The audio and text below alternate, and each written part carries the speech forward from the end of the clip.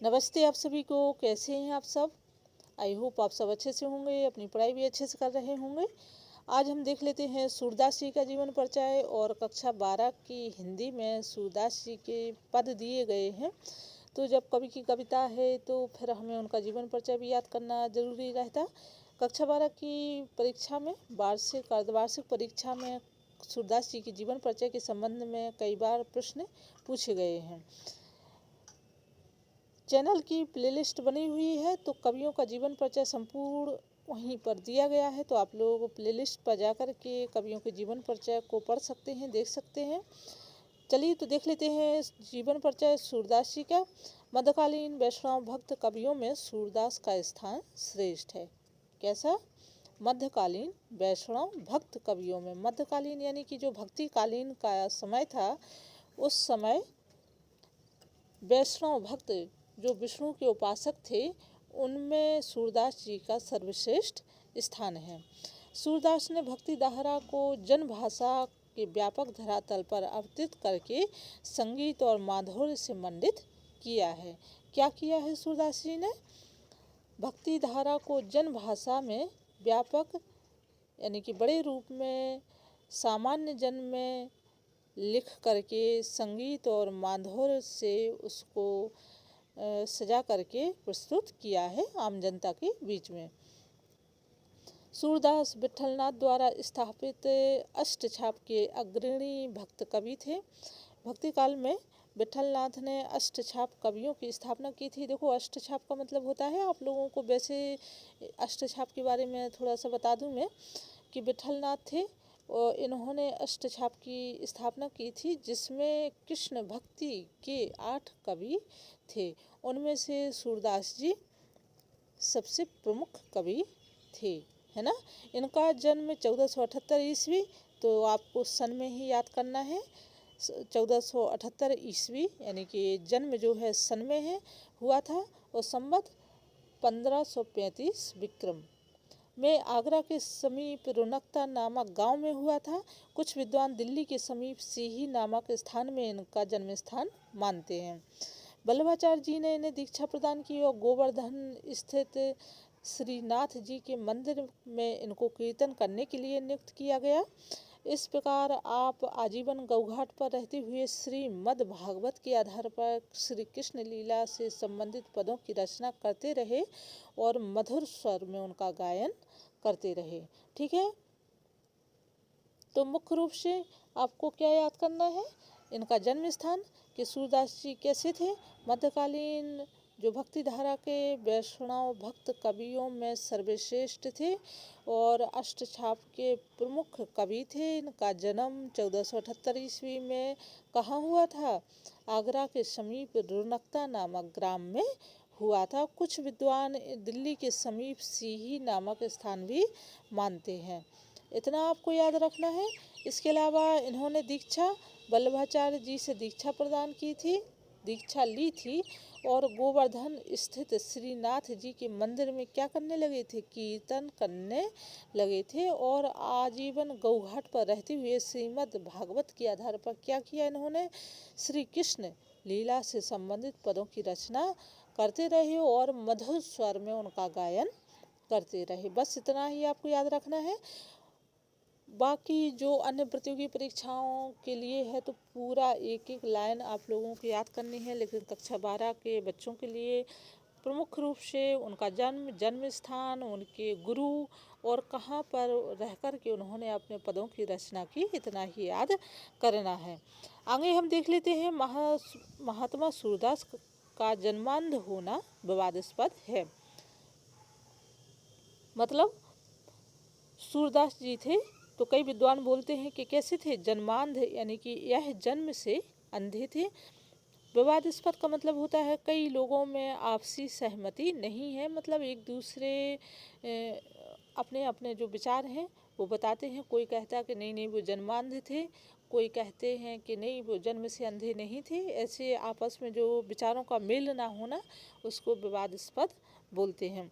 तो सूर की रचनाएं यह सिद्ध करती हैं कि एक जन्मांध कवि इतना सजीव और उच्च कोटि का वर्णन नहीं कर सकता है। सूरदास जी की मृत्यु सन 1583 ईस्वी और संवत 1640 विक्रम में मथुरा के समीप पारसौली नामक ग्राम में विट्ठलनाथ जी की उपस्थिति में हुई। कहा जाता है कि अपने परलोक गमन के समय सूरदास खंजन नैन रूप रसमाते पद का गान अपने तान पूरे पर अत्यंत मधुर स्वर में कर रहे थे। इसके बाद हम देखते हैं कि सूरदास जी की भाषा ललित और कोमलकांत पदावली से युक्त ब्रज भाषा है। तो क्या याद रखना है आपको कि सूरदास जी की भाषा, देखो अब कक्षा 12 के आप लोग स्टूडेंट हैं तो थोड़ा भाषा जो है कैसी रहेगी, तत्सम युक्त परनिष्ठ हिंदी का प्रयोग हम करेंगे। सूरदास जी की भाषा कैसी थी? ललित कोमलकांत पदावली से युक्त। कैसी थी? ब्रज भाषा। सरलता के साथ साथ प्रभावोत्पकता भी मिलती है, यानी कि उसमें प्रभाव भी उत्पन्न होता है। सूरदास हिंदी काव्य विकास के सूर्य हैं, जिन्होंने अपने काव्य कौशल से हिंदी साहित्य की अप्रतिम सेवा की है और वल्लभाचार्य से दीक्षा ग्रहण करने के बाद दास भाव और दैन्य भाव के पदों के स्थान पर वात्सल्य और प्रधान सखा भाव की भक्ति के पदों की रचना करना शुरू कर दिया। तो आप लोगों को यह याद रख लेना है कि सूरदास की भाषा सरल सहज और कोमलकांत पदावली से युक्त ब्रजभाषा थी। कैसी थी? सरलता थी, बहुत ही प्रभावकारी थी। साथ ही सूरदास जी हिंदी काव्य के क्या माने जाते हैं? सूर माने जाते हैं, जिन्होंने अपने काव्य कौशल से यानी कि लेखन क्षमता से हिंदी साहित्य की अत्यंत ही हिंदी साहित्य को मतलब उत्कृष्ट किया है। वल्लभाचार्य से दीक्षा ग्रहण करने के पश्चात दास भाव और दैन्य भाव, सूरदास जी पहले किस भाव में लेखन करते थे? दास भाव, दैन्य भाव।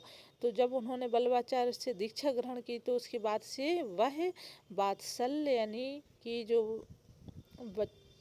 वात्सल्य भाव है और प्रधान सखा भाव में जो भक्ति पदों की रचना करने लगे। अब हम देख लेते हैं कि साहित्य सेवा। तो सूरदास हिंदी काव्य विकास के सूर्य हैं, जिन्होंने अपने काव्य कौशल से हिंदी साहित्य की अप्रतिम सेवा की है। इनके गुरु वल्लभाचार्य थे। दीक्षा ग्रहण करने पर इन्होंने दैन्य भाव के पदों की रचना छोड़कर सखा भाव की भक्ति के पदों की रचना की। साथ ही अष्टछाप के भक्त कवियों में सूरदास जी अग्रणी यानी कि सबसे आगे हैं। उनके काव्य का मुख्य उद्देश्य कृष्ण भक्ति का प्रचार करना था। वात्सल्य वर्णन को हिंदी की अमूल्य निधि कहा जाता है, जो सूरदास की रचनाओं में मिलती है। बाल मनोविज्ञान के तो सूरदास अद्वितीय पारखी थे। बाल मनोविज्ञान यानी कि भगवान श्री कृष्ण के बचपन से उनके मन की, उनकी खेल खून, हाव भाव, रहन सहन का बड़ा ही मार्मिक यानी कि हृदय को छूने वाले इस ढंग से उन्होंने वर्णन किया है, जो एक माँ ही कर सकती है। उस प्रकार से इन्होंने सूरदास जी ने भगवान श्री कृष्ण के बचपन का वर्णन किया है। रचनाएं देख लेते हैं। तो विद्वानों के अनुसार सूरदास जी के 3 कृतियों का सृजन किया है, यानी कि सर्वमान्य रूप से इनकी 3 कृतियाँ, 3 रचनाएं ही प्रमुख मानी गई हैं। कौन कौन सी हैं? सूरसागर, सूरसारावली और साहित्य लहरी। सूरसागर ही इनकी अमर कृति है। इसमें भगवान श्री कृष्ण की लीलाओं के 1.25 लाख गेय पद हैं, परंतु अभी तक 6 या 7 हजार पद ही प्राप्त हुए हैं। दूसरा है सूरसारावली, 1100 छंद संग्रहित हैं। यह सूरसागर का साररूप ग्रंथ है। तीसरा है साहित्य लहरी में 118 पद संग्रहित हैं। इन सभी पदों में सूर के दृष्टिकूट पद सम्मिलित हैं। इन पदों का रस सर्वश्रेष्ठ सृजन हुआ है। सूरदास सगुण भक्तिधारा कृष्ण उपासक कवियों के सर्वश्रेष्ठ कवि हैं। भाव पक्ष, तो भाव पक्ष में हम पढ़ेंगे कि भगवान श्री कृष्ण के भक्त थे सूरदास। काव्य ही उनका भगवत भजन था। उनके काव्य में एक भक्त हृदय की अभिव्यक्ति सहज ही दिखाई देती है। सूर के भक्ति सखा भाव के लिए ही हुए थे। कृष्ण को सखा मानकर ही उन्होंने अपने आराध्य की समस्त बाल लीलाओं और प्रेम लीलाओं का वर्णन किया है। दूसरा है भावुकता एवं सहृदयता। सूरदास ने अपने पदों में मानव मन के अनेक भावों का वर्णन किया है। उनके वर्णन में गोप बालकों की माता यशोदा के और पिता नंद के विविध भावों की यथार्थता और मार्मिकता मिलती है। तीसरा है श्रेष्ठ रस योजना। तो श्रेष्ठ रस संयोजना, तो सूर के उत्कृष्ट रस संयोजना के आधार पर डॉक्टर श्याम सुंदर दास ने उन्हें रस सिद्ध कवि कहकर पुकारा है। सूर के काव्य में शांत, श्रृंगार, वात्सल्य रस स्पष्ट रूप से दिखाई देता है। अद्वितीय वात्सल्य, तो सूरदास ने कृष्ण के बाल चरित्र, शरीर सौंदर्य, माता पिता के हृदय वात्सल्य का जैसा स्वाभाविक, अनूठा एवं मनोवैज्ञानिक सरस वर्णन किया है, जैसा वर्णन संपूर्ण विश्व के साहित्य में दुर्लभ है। सूरदास जो वात्सल्य रस के सर्वोत्कृष्ट कवि हैं। यानी कि सूरदास जी ने क्या किया है, वात्सल्य रस का सर्वोत्कृष्ट वर्णन किया है। श्रृंगार रस का वर्णन, तो सूरदास ने अपनी रचनाओं में श्रृंगार रस के दोनों पक्ष, संयोग वियोग का मार्मिक चित्रण करके उसे रस राज सिद्ध कर दिया। आचार्य रामचंद्र शुक्ल ने लिखा है, श्रृंगार रस रजत यदि हिंदी में कहीं मिलता है तो वो केवल सूर में है। तो भाव पक्ष के अंतर्गत आपको देखो इतना सब यदि 2-4 बार पढ़ लोगे, इसको सुन लोगे, तो यदि आप लोग 2-3 पॉइंट अपने हिसाब से भी बना लोगे। कैसे? जैसे एक पॉइंट हो गया भक्ति भाव, एक हो गया भावुकता एवं सहृदयता, यानी कि भावुकता यानी कि भगवान श्री कृष्ण के लिए वह कितने सहृदय, सरल हृदय और अपनत्व का भाव लिए हुए थे। और इसके अलावा श्रेष्ठ रस योजना या श्रृंगार रस का वर्णन, इसमें से कोई एक पॉइंट ले सकते हैं। वैसे तो पढ़ लीजिए पूरे, यदि याद हो जाए तो बहुत अच्छा रहेगा आप लोगों के लिए। कला पक्ष के अंतर्गत हम देखते हैं लालित्य प्रधान ब्रजभाषा। तो सूरदास ने बोलचाल की ब्रजभाषा को लालित्य प्रधान ब्रजभाषा बना दिया।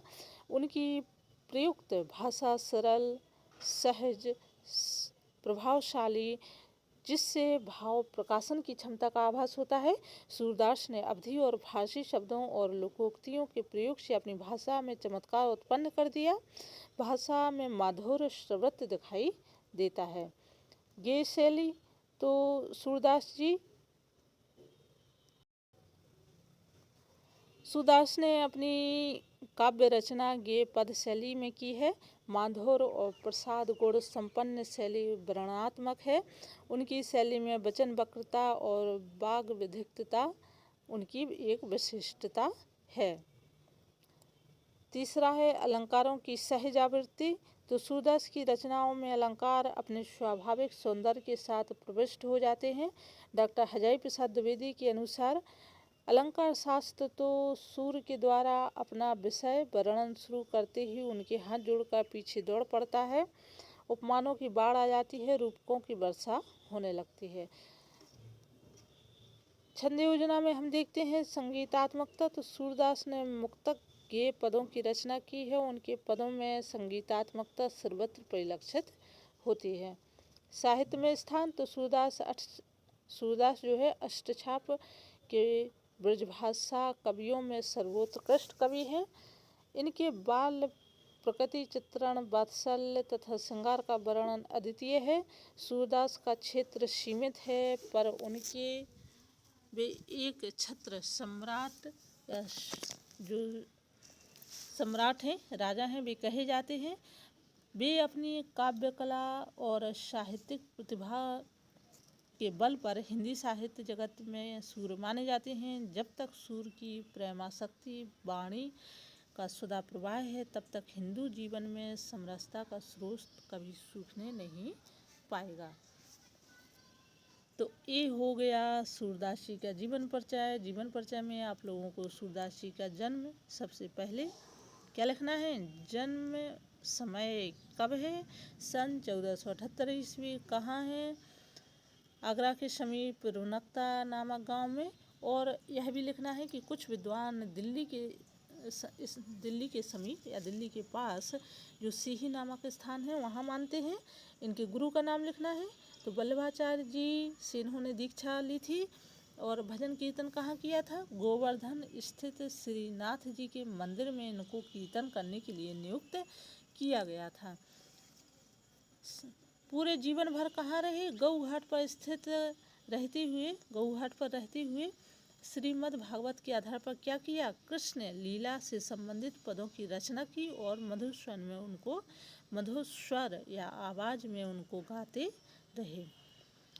इसके बाद इनकी मृत्यु है, तो जन्म तो हो गया, मृत्यु 1583 ईस्वी कहाँ? मथुरा के समीप पारसौली नामक ग्राम में हुई थी। जब इनकी मृत्यु हुई थी तो ये कौन सा पद गा रहे थे? खंजन नयन रूप रस माते। यह जो पद है पूरे मधुर या मीठी अच्छी आवाज़ में गा रहे थे। इसके बाद हमें क्या लिखना है? सूरदास जी की भाषा, तो भाषा कैसी है? कोमल कांत पदावली युक्त। या आप लोग अपनी भाषा में लिख दीजिए कि सूरदास जी की भाषा सरल सहज और बोधगम्य या आम जन को समझने योग्य भाषा थी। देखो, यदि जब कठिन शब्द जो है, कुछ शब्द होते हैं वो कठिन तत्समयुक्त शब्द रहते, तो यदि आप लोगों को वो याद ना हो तो उसका थोड़ा अर्थ समझा करो उन शब्दों का, और फिर अपनी भाषा में उत्तर लिखना शुरू कर दिया करो। तो सूरदास की भाषा कैसी थी? कोमल थी, बोधगम्य थी, आम जनता की समझने और उनको भाव ग्रहण करने की योग्य थी। ब्रजभाषा उनकी थी, क्या थी? ब्रजभाषा में ही उन्होंने पद लिखे थे। साथ ही बहुत ही प्रभावकारी भाषा थी, ऐसा आप लोगों को लिखना है। सूरदास जी हिंदी साहित्य के क्या माने जाते हैं? सूर माने जाते हैं, और उन्होंने अपनी लेखनी के माध्यम से हिंदी साहित्य में बहुत बड़ा योगदान दिया है। ऐसा, या इसमें जो लिखा है वो याद हो जाए तो बहुत अच्छा है। इसके साथ ही वल्लभाचार्य से उन्होंने दीक्षा ग्रहण की, और इससे पहले जब वल्लभाचार्य से उन्होंने दीक्षा ग्रहण नहीं की थी तो वो किस भाव में पद लिखते थे? दास भाव, दैन्य भाव, यानी कि एक सेवक के भाव के रूप में वो पद लिखते थे। फिर उन्होंने वल्लभाचार्य से दीक्षा ग्रहण की और दास और दैन्य भाव के स्थान पर वात्सल्य और सखा भाव में भक्ति पदों की रचना करने लगे। दास और दैन्य, दास का मतलब वही सेवक, दास जो सेवक होते, दास होते, नौकर होते, उसी को कहते ना। और दैन्य मतलब दीनहीन, दुखी, दीनता, यानी कि जैसे हम कहें ना बेचारगी या लाचारी वाले, तो फिर वह उन्होंने छोड़ के वात्सल्य, यानी कि एक जो बच्चों के प्रति जो प्रेम होता है तो उसको वात्सल्य प्रधान, और सखा, यानी सखा मतलब एक दोस्त के रूप में, साथी मित्र के रूप में उन्होंने भक्ति पदों की रचना की। इतना ये सब आप लोगों को याद करना है। साहित्य सेवा भी पढ़ लेना है। इसके बाद फिर इनकी प्रमुख रचनाएं सूरसागर, सूरसारावली, साहित्य लहरी, ये याद रखना है। और इनमें क्या क्या दिया है, वैसे कक्षा 12 के बच्चों के लिए तो इतना ही काफ़ी है।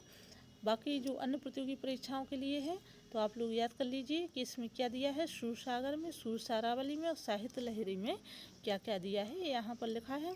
भाव पक्ष भी अपने हिसाब से बना लीजिए कि भाव पक्ष में भक्ति भाव रहा और श्रेष्ठ रस संयोजना रही। इसके अलावा भावुकता एवं सहृदयता, अद्वितीय वात्सल्य, श्रृंगार रस का वर्णन, और कला पक्ष में यही सब लिखना है। साहित्य में इन्होंने क्या स्थान इनका रहा, ये सब आप लोगों को पढ़ लेना है। मुख्य रूप से जो पहले बिंदु बताए हैं वही याद रखना है।